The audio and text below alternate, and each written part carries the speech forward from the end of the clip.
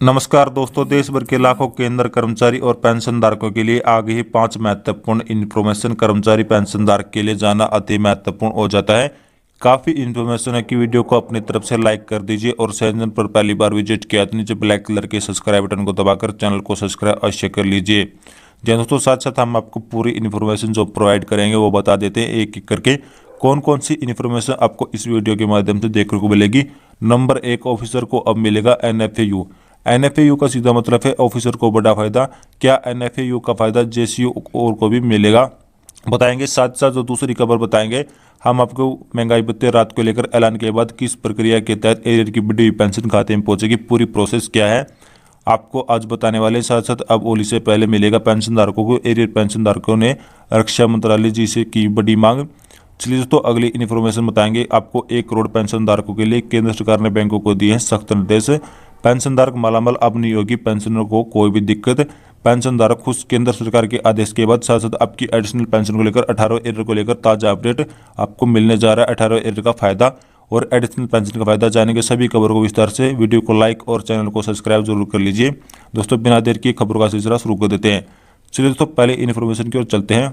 रक्षा मंत्रालय ने NFA के अगेंस्ट में सुप्रीम कोर्ट में अपना एडवोकेट दिया है अपनी अपील लेने के संबंध में। जी हाँ दोस्तों, आपको बताते चले कि रक्षा मंत्रालय ने एक एडवोकेट दिया सुप्रीम कोर्ट के NFA के लिए, ताकि ऑफिस को जल्द से जल्द NFA का लाभ दिया जा सके नॉन अपग्रेडेशन के लिए। ऐसे में दोस्तों आपके लिए इन्हें एक कमेटी भी गठित कर ली है अधिकारी वर्ग की ओर से, और साथ साथ एक MAOD मिनिस्ट्री ऑफ डिफेंस के मेंबर की तरह, जिसमें दोस्तों ये दोस्तों मिलकर जल्द से जल्द ऑफिसर्स को NFAU कैसे दिलाएंगे इस पर चर्चा करेंगे, और फिर ऑफिसर्स को जल्द से जल्द NFAU का लाभ दिया जाएगा, इसका भुगतान भी किया जाएगा। और दोस्तों, नॉन अपग्रेडेशन का सीधा मतलब है ऑफिसर्स को बड़ा फायदा। दोस्तों, ये तो कमेटी बनाई गई मिलकर काम करेगी, मतलब कि जो अधिकारी वर्ग है जो कि मिनिस्ट्री ऑफ डिफेंस के मेंबर हैं, यह आपस में बातचीत करके विमर्श करके किसी परिणाम का पहुंचेंगे और ऑफिस को किसी तरह से जल्द NFA का फायदा दिलवाएंगे।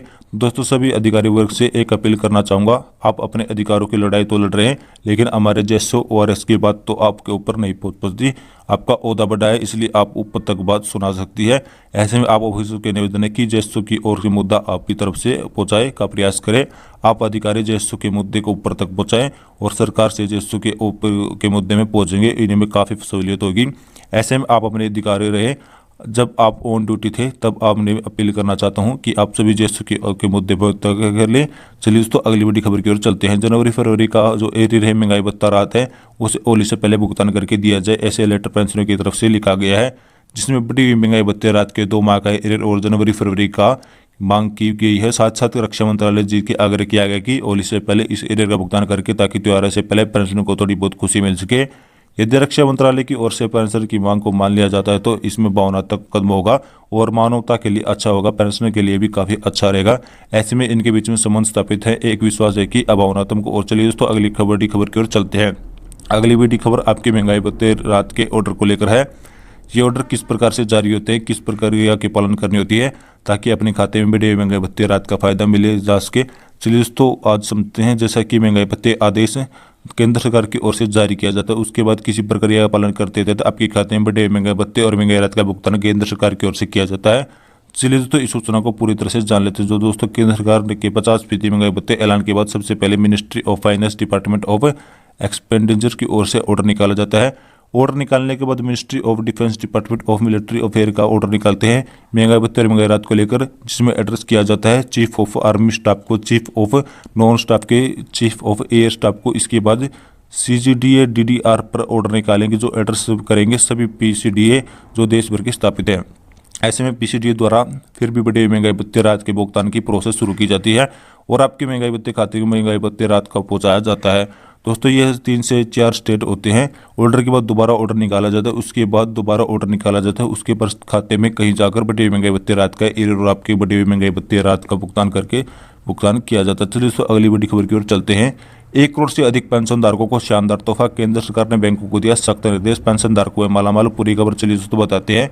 देश भर के लाखों पेंशन भोगियों के लिए बहुत ही बड़ी खुशखबरी है। जी हाँ, government of India central pension account PPO की तरफ से बहुत ही डिपार्टमेंट सर्कुलर जारी किए गए। आपको बताते चले कि पेंशन भोगियों को लंबे समय से शिकायत आ रही थी कि पेंशन देने वाले बैंक उनको उस पेंशन स्लिप प्रोवाइड करें, जिसकी वजह से उन्हें पता नहीं चलता कि उन्हें क्या मिला है और क्या नहीं मिला, पेंशन में क्या काटा है और क्या नहीं काटा, उन्हें मालूम नहीं चलता। तो इसी को देखते हुए केंद्र सरकार की तरफ से बैंकों को सख्त निर्देश जारी कर दिए गए हैं और आगे उन्हें पेंशन स्लिप भी इस प्रकार जारी की गई। चलिए दोस्तों क्या है पूरी खबर बताते हैं। आपको बताते हैं कि केंद्र सरकार जो बैंकों को अगर जितने भी पेंशन भुगतान करने वाले बैंक हैं, पेंशनभोगियों के पेंशन को क्रेडिट करने के बाद पेंशन स्लिप उनके रजिस्टर्ड मोबाइल नंबर पर भेजे। साथ साथ पेंशन स्लिप आपको आ जाएगी। इस प्रकार से आपकी पेंशन स्लिप आपके पेंशन क्रेडिट होने के बाद आपसे पहुंचा जाएगी। ऐसे में कौन से फॉर्मेट है होगी पेंशन स्लिप, किस प्रकार से स्लिप अप्लाई की जाएगी, पेंशन स्लिप आपको देखने को मिलेगी। चलिए दोस्तों आप बताते हैं पेंशन स्लिप में होगी पूरी जानकारी। सरकार की तरफ से यह बताया गया है कि फैमिली पेंशन पूरी जानकारी के साथ साथ पेंशन में आपका पीपीओ नंबर होना चाहिए, पेंशन भोगी का नाम होना चाहिए, ब्रांच कोड और ब्रांच का नाम होना चाहिए, बैंक अकाउंट का नंबर होना चाहिए, डेट ऑफ रिटायरमेंट ओनर लिखा होना चाहिए, पेंशन भोगी के डेट ऑफ बर्थ लिखी होनी चाहिए, पेंशन के अंदर सभी डिटेल होनी चाहिए, साथ साथ पैन नंबर और आधार नंबर भी होना चाहिए। पेंशनदार को अपनी होगी दिक्कत पेंशन स्लिप में क्यूट इंस्टॉलमेंट कब से इतनी कठिन स्टार्ट हुई है, कब इसकी एडिंग डेट है, साथ साथ इसके डिसेबिलिटी और उसकी एड डेट क्या है, पेंशन उसको चाहिए, लाइफ सर्टिफिकेट का संबंधित डाटा होना चाहिए, वो भी मशीन मेंशन होना चाहिए, अगला लाइफ सर्टिफिकेट कब सबमिट किया गया तो उसका डाटा भी होना चाहिए। पेंशन स्लिप में जो मेंशन किया जाना चाहिए उसके साथ साथ पेंशन वीडियो दर के फैमिली पेंशन जो उसका भुगतान कब से शुरू किया जाता है वो डेट भी पेंशन स्लिप की लिखी होनी चाहिए।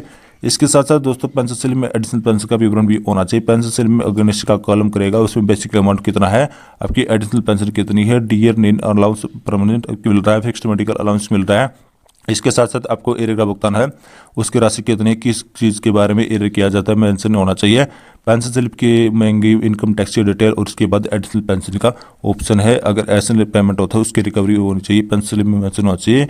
क्विटमेंट और इंस्टॉलमेंट कितनी है बाकी है वो बकाया पेंशन स्लिप में मेंशन होनी चाहिए। इनकम टैक्स की कितनी राशि आपकी डिटेट है वह भी मेंशन होनी चाहिए। अगर कुछ रिकवरी हो तो वो भी पेंशन स्लिप में मेंशन होनी चाहिए। पेंशन स्लिप में अगर कटौती होती है कि उनके टोटल डिसाइड होता है उसकी जानकारी पेंशन स्लिप में प्रोवाइड करनी चाहिए। एडिशनल के पेंशन प्रोवाइड अगर इसके पूरा दो होना चाहिए। उसके बाद ये मेन पॉइंट का आधार टैक्स समरी को स्लिप के अंदर शामिल होना चाहिए और प्रोसेस में करना चाहिए। तो दोस्तों हम आशा करते हैं कि आपको हमारी जानकारी पसंद आएगी तो वीडियो को लाइक करें, शेयर करें तथा चैनल को सब्सक्राइब जरूर करें। धन्यवाद।